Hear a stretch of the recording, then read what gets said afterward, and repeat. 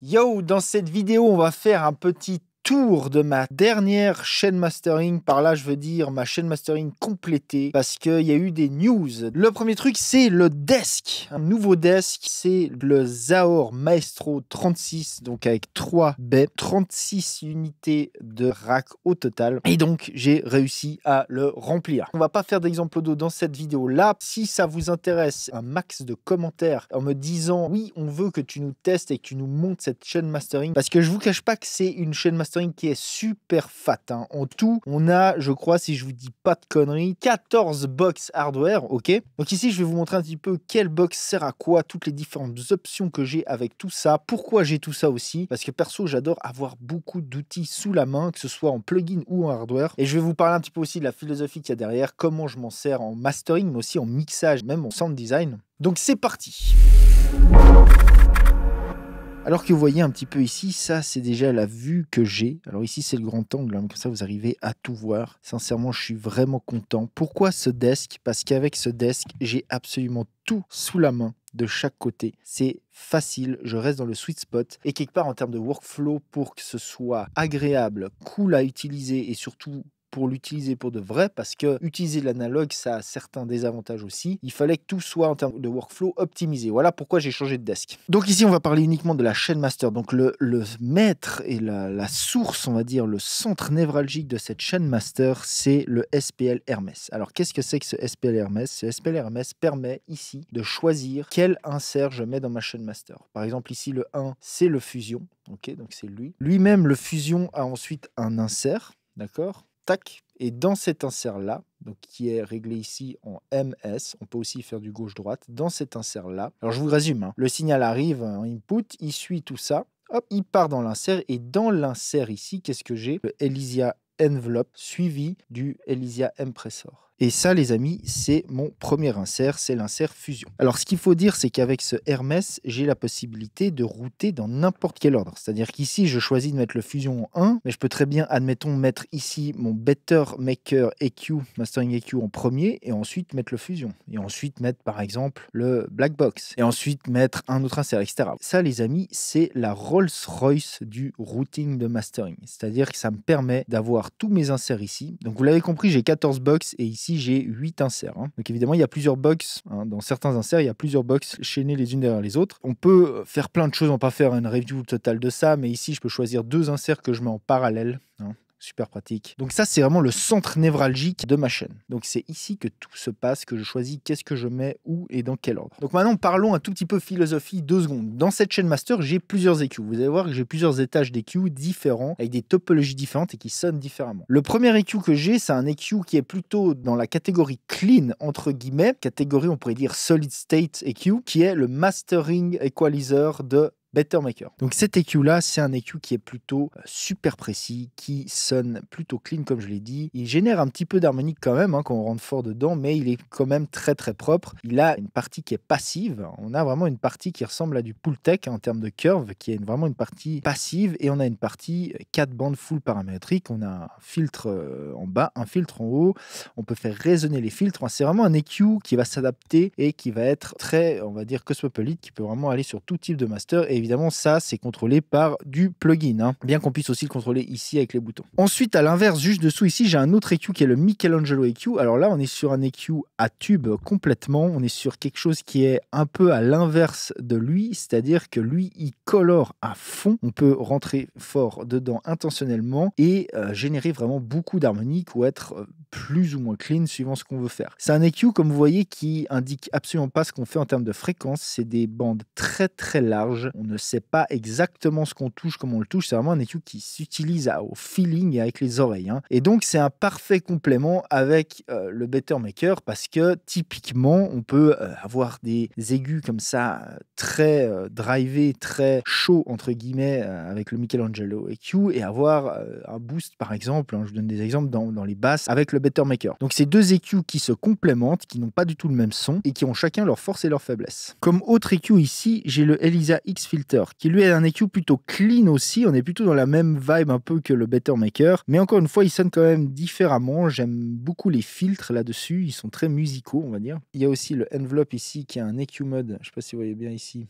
EQ Mode, qui a un high shelve, low shelve, passif aussi, qui lui a un son vraiment super, encore complètement différent des autres. Donc ça, je m'en sers aussi des fois pour équaliser, pour faire des gros shelves. Ici, on a le Violet EQ du Fusion, qui est de nouveau 2 shelves, qui sonnent plutôt correct. C'est pas foufou sur les masters, mais ça m'arrive de m'en servir par exemple sur des stems ou sur des pistes individuelles. Je m'arrête 2 petites secondes pour vous parler de ma toute dernière formation Mastering in the Box, où je vous apprends de long et en large toutes les techniques que j'ai accumulées de mastering pour sonner clean, loud et punchy, rentrer dans la compétition du mastering, et ce in the box, c'est-à-dire que dans cette formation, je vous parle non pas de ma chaîne master, mais je vous parle de comment transposer ces techniques que j'ai accumulées ici au studio avec mon hardware en plugin, parce qu'on peut très bien arriver aussi à de super résultats avec du plugin. Après avoir suivi cette formation, le mastering, en tout cas toutes les bases, toutes les techniques n'auront plus de secret pour vous. Je peux vous garantir que le résultat final de vos prods va step up de ouf. Si ça vous intéresse, la formation est en bêta test, elle est à moins 50%, donc dépêchez-vous car les places sont limitées. Pour l'instant, il y a de la place, tout va bien, mais ça part comme des petits pains. Donc si ça vous intéresse, vous allez sur strupstudio.school et évidemment, je vous mets tous les liens dans la description. Ensuite, on va parler de tout ce qui est compression. Donc ici, de nouveau, j'ai plusieurs choix. On est sur des topologies plutôt VCA. Il me manque encore un compresseur Varimu, ça va venir cette année, je pense. J'hésite encore peut-être entre le Iron de SPL et le classique de Manley, le Varimu de Manley. On verra, je veux tester avant, on verra bien ce que ça dit. Donc ici, on a le Vase. Le Vase, c'est un compresseur VCA, c'est basé sur un quad VCA complètement comme le SSL quad, le fameux compresseur de SSL. Sauf qu'ici, on a beaucoup plus d'options. On peut faire du MS, on peut driver le THD, on peut driver ici un transfo en sortie. On a des options de filtrage du sidechain. C'est un super compresseur. J'adore le son qu'il a. J'adore la manière dont il peut s'adapter à tout type de master. Et lui, bonus, il est aussi contrôlé via un plugin. Donc, c'est super pour les recalls. Maintenant, ici, j'ai un autre compresseur qui est le M-Pressor. Donc, ici, on est sur un compresseur assez atypique dans le sens où lui, il est très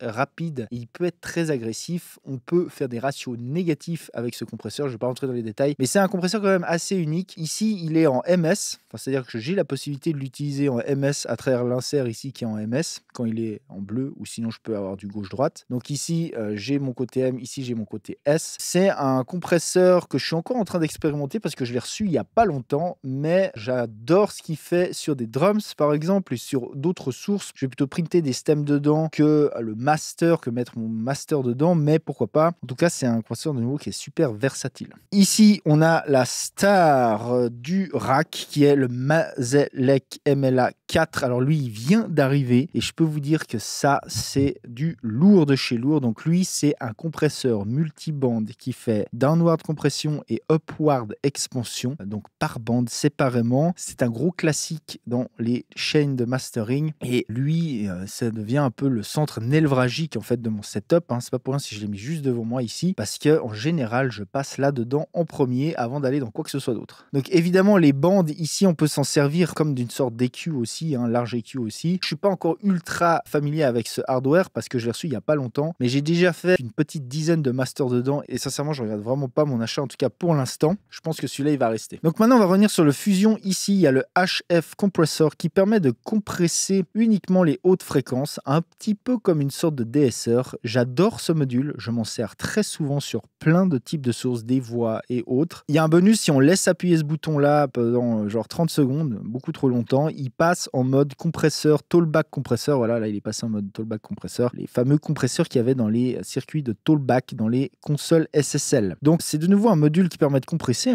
qui est fort agréable suivant les cas. Alors le HF compresseur sur les masters sans souci, ça peut être super. Par contre le Tollback pas trop sur les masters, mais par contre sur un groupe de drums ou autre, ça peut être génial. On reste dans le processeur dynamique avec le Envelope de Elysia. Alors pareil, je suis super fan de cette unit, c'est un Sustain Transient Designer, c'est super efficace sincèrement même sur des masters. Et comme j'ai dit avant, il y a aussi les deux bandes, on a deux shelves dans le haut et dans le bas qui sont super aussi. Ensuite, on a tout ce qui est color, distorsion, saturation. Donc on va commencer par le King, le fameux Black Box. Alors ça, sincèrement, c'est très dur de merder avec ça, de faire sonner mal quelque chose avec ça. Ça marche, alors pas tout le temps à tous les coups, mais c'est pareil, ça c'est une box, je pourrais plus m'en séparer. Ce que je peux vous dire, c'est que le plugin n'a absolument rien à voir. Le plugin est bien, mais on n'est pas du tout sur le même genre de résultat. Donc évidemment, ça c'est du tube, vous voyez les tubes ici. Donc maintenant, comme autre type de saturation ici, j'ai le caractère qui est là. Le caractère, c'est du FET et c'est différent comme son complètement. Ça n'a rien à voir avec le black box, mais c'est complémentaire. Je m'en sers un peu moins, mais c'est néanmoins très agréable sur des masters ou sur toute autre source. C'est quand même une box qui est super capable et avec lequel on peut faire plein de trucs. Donc comme drive, je reviens aussi un petit peu ici sur le Vase. Ici, je peux driver aussi ici en mettant en mode Iron, je peux driver dans le Iron. Donc ça, c'est de nouveau des choses qui génèrent vraiment de la saturation du THD, qui ont encore des sons différents. Donc là, on drive du transformer, c'est encore différent du FET et du tube. Ici, on a le Vintage Drive. Alors le Vintage Drive, il est super, j'adore le son. Il y a un petit inconvénient, c'est que ça rajoute quand même passablement de souffle, mais disons que quand on fait des trucs un peu loud, ça, c'est une arme secrète pour faire du loudness. C'est vraiment le densité là. Il y a vraiment quelque chose qui est super fat, que j'adore, dont je me sers assez souvent. Ici, on a le potard Agression sur le Michelangelo EQ qui drive les tubes, qui est aussi super, qui est assez similaire au AG2, mais pas non plus exactement pareil. C'est un peu un complément, c'est deux sons de tubes légèrement différents. Et toujours dans le color ici, on a les deux Better Maker Mastering Limiter, on a la version 1 et la version 2. Et dans ces deux units, on a ici un mode color, où on peut driver des harmoniques aussi. En termes de son, c'est encore différent. J'adore ces deux modules-là, spécialement du V1. Je me sers maintenant, on va dire, pour ainsi dire, du V1 quasi que pour les modules color, en ce moment en tout cas. Et le V2 a aussi deux modules de color. Alors, c'est pas les mêmes modules, ça ne sonne pas exactement la même chose. On a beaucoup plus d'options. On peut faire ça en M ou en S, alors qu'on ne pouvait pas sur cette version-là. Et voilà, de nouveau, c'est très complémentaire. L'un ne remplace pas du tout l'autre. C'est bien pour ça que j'ai gardé les deux versions ici, dont je ne peux plus me passer. Ça, sincèrement, ça fait partie de mes tools, donc je ne peux plus me passer. Et pour finir ici, on a le SPL Vitalizer MK3. Donc, c'est la nouvelle version du Vitalizer, du fameux Vitalizer que tout le monde connaît, qui existe en plugin, qui à la base était beige. Alors lui, il fait un peu tout. On peut driver dedans. Alors pour info, ça n'a absolument rien à voir avec le plugin. C'est beaucoup plus fat en vrai qu'en plug. On peut driver dedans, on peut s'en servir comme une sorte d'EQ, on peut élargir la stéréo, on peut faire plein de choses. Donc ça, c'est un super tools aussi, c'est une super arme. Suivant les masters, ça peut faire vraiment des miracles. En termes de stéréo, j'ai donc le stéréo image de fusion. J'ai le stéréo expander ici du Vitalizer. Et évidemment, j'ai tous les process que je peux faire en MS. C'est-à-dire que lui, je peux faire du MS. Lui, il est en MS. Lui aussi, il est en MS. Tous les better makers peuvent faire du MS indépendamment et séparément. Donc, en termes de stéréo, j'ai aussi de quoi faire. Finalement, je pourrais parler de cette chaîne master de long en large. Si vous voulez des exemples sonores, si vous voulez que je vous montre un peu qu'est-ce qu'on peut faire avec tout ce hardware, si vous avez des idées, que ce soit comparaison entre du hardware et du plugin, que ce soit simplement faire des tests, faire des masters, etc. Lâchez-vous dans les commentaires. Moi, je suis chaud bouillant de vous faire du contenu sur de l'hardware. Simplement, il faut que je voie un petit peu d'intérêt de votre part parce que, évidemment, j'ai pas envie de faire des vidéos que personne n'a envie de regarder. Donc voilà, les gens, c'était Igor Cholet de Strup Studio. Je vous dis à plus. Ciao.